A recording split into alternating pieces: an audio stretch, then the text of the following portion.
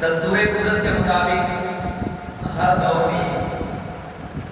دشمنان دین نے کفر و برائی اور بدعملی و کریمی پھیلانے کے لیے سر توڑ کوششیں کی. دوسری جانب حامیان دین یعنی دین مدین کی طرف دعوت دینے والے ہمیشہ پوری قوت کے ساتھ اسلام،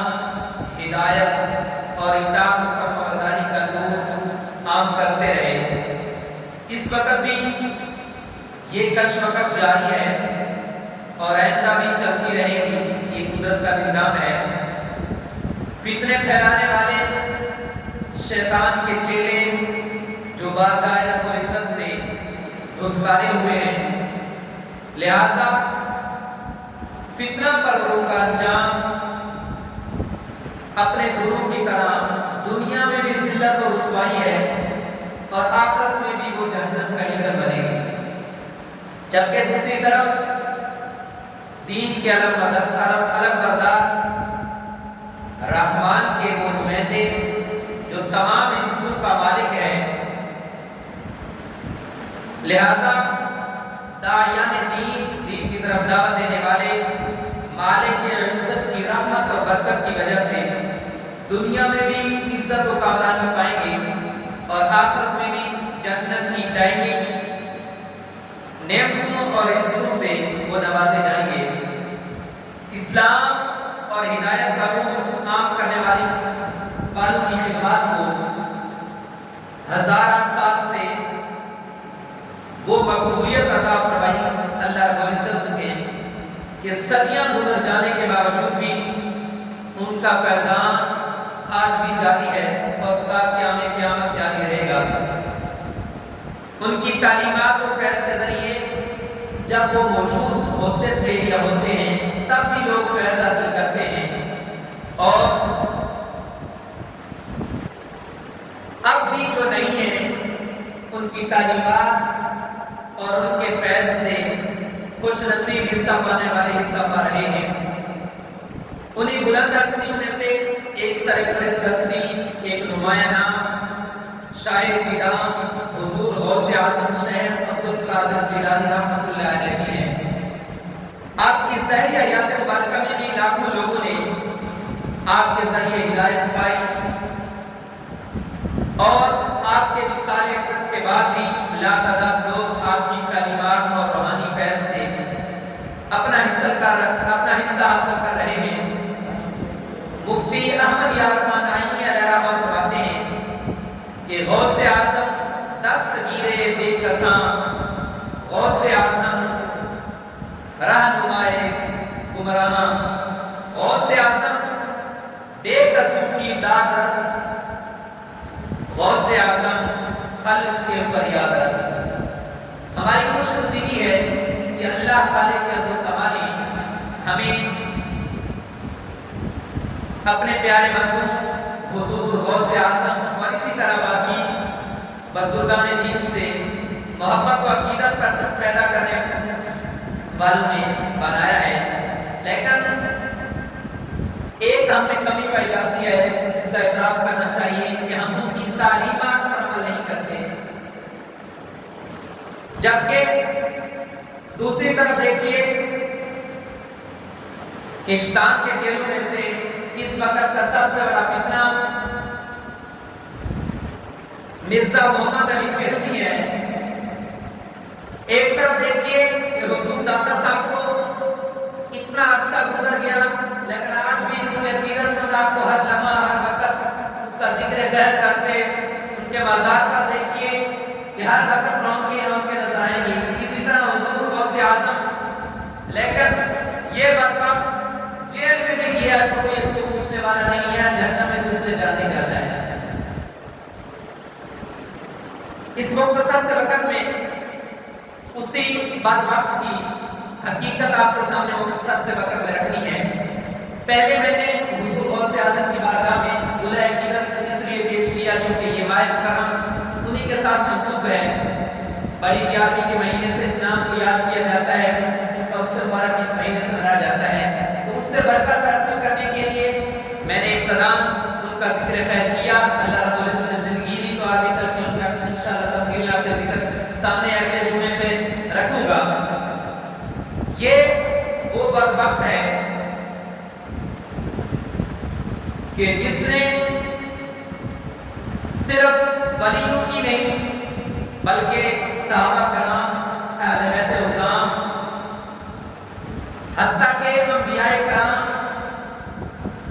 ہمارے پیارے نبی مکرم صلی اللہ علیہ وآلہ وسلم کی بارگاہ میں، حتیٰ کہ اپنے کچھ بیانات میں اللہ رب العزت کی بارگاہ میں بھی بات زبانی پیش کر چکا ہے۔ سب سے پہلے تو میں اسلامی عقیدت پیش کرتا ہوں۔ اسلامی نظریاتی کونسل کے تمام اراکین اور بالخصوص چیئرمین اسلامی نظریاتی کونسل ڈاکٹر راغب حسین نعیمی صاحب کو کہ جن میں اتنا بڑا کام کیا، اور اسی طرح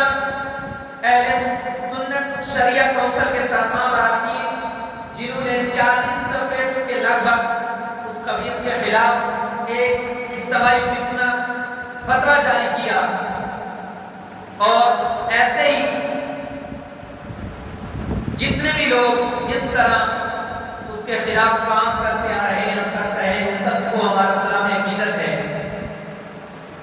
معزز سامعین کرام، یہ وہ بدبخت آتی ہے جس سے نہ تو محدث محفوظ ہیں،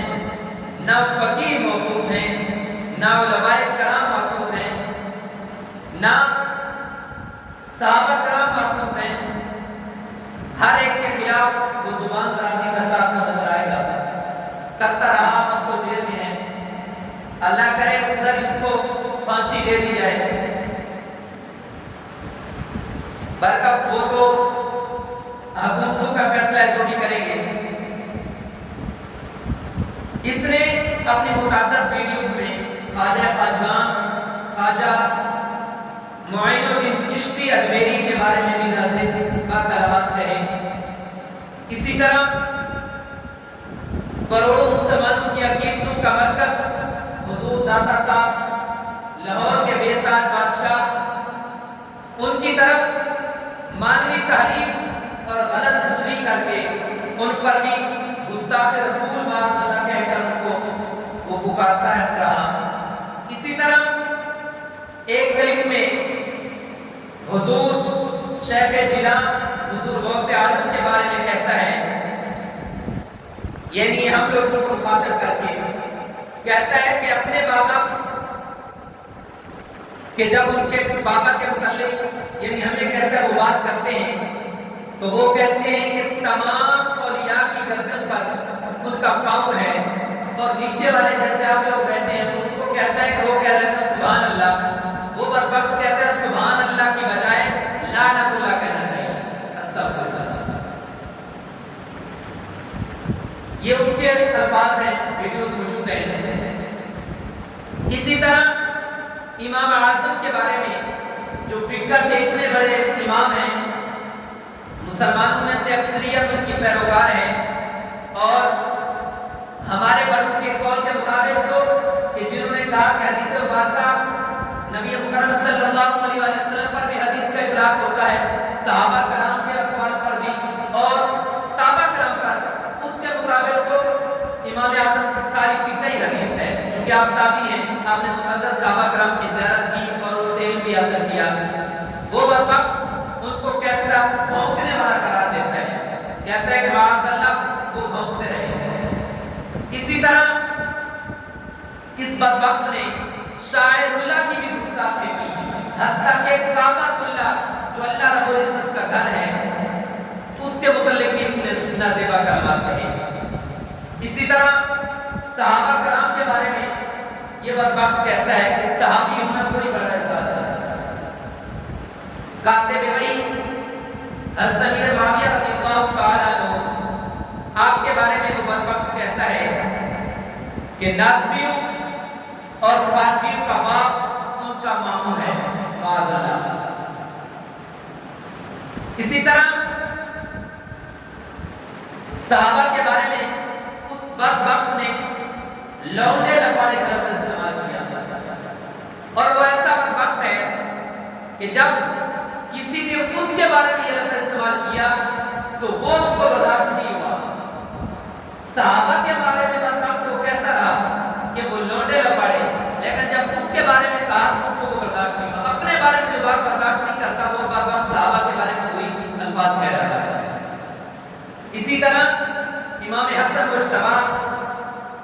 مولا کائنات سیدنا علی المرتضیٰ شیر خدا کے شہزادے کے بارے میں کہتا ہے کہ حسن تو شاعر کوئی نہیں،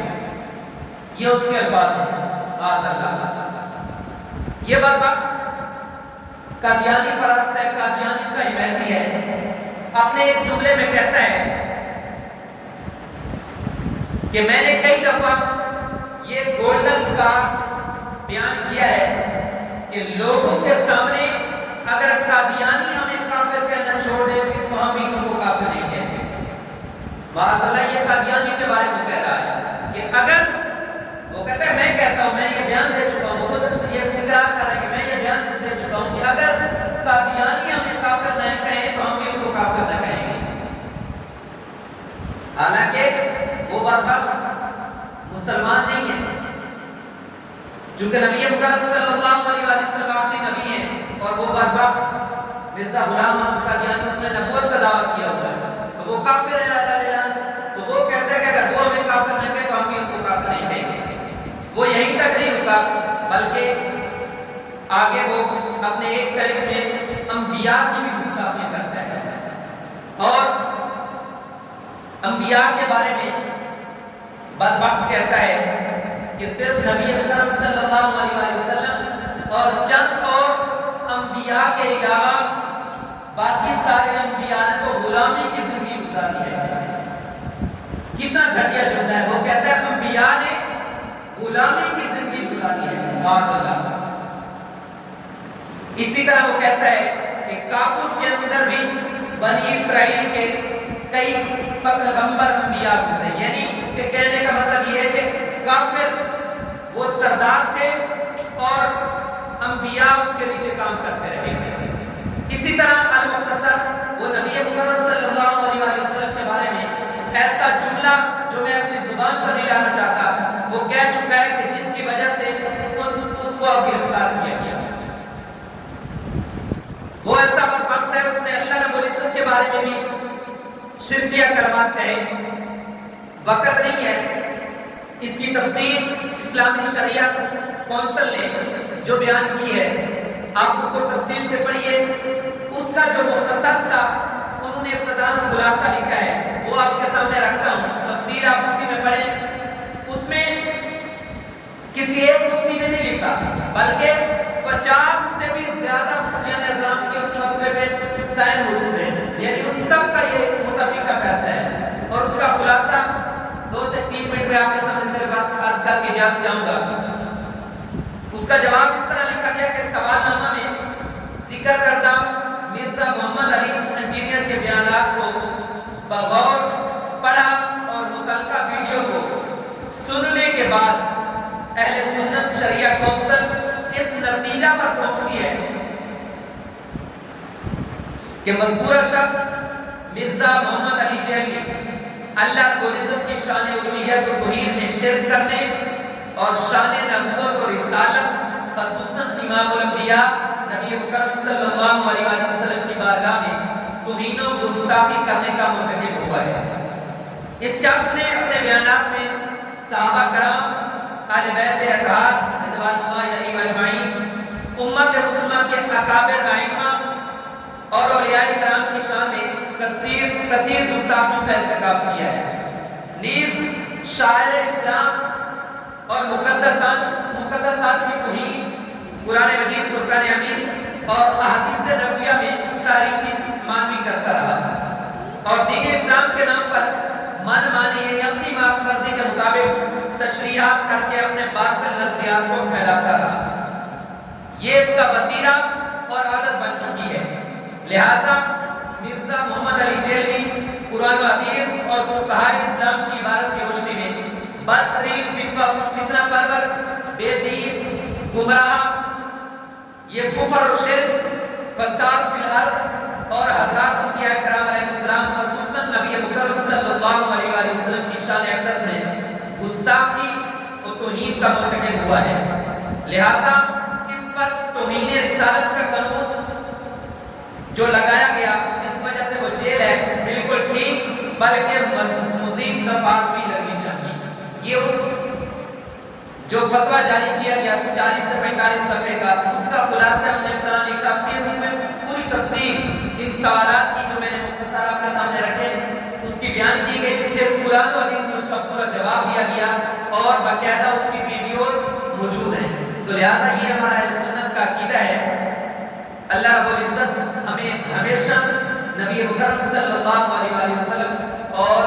تمام صحابہ کرام، اللہ رب العزت کے جتنے بھی پسندیدہ بندے ہیں، ان کی سنت کے مطابق زندگی گزارنے کی توفیق اور ہمت عطا فرمائے۔ وما توفیقی الا باللہ۔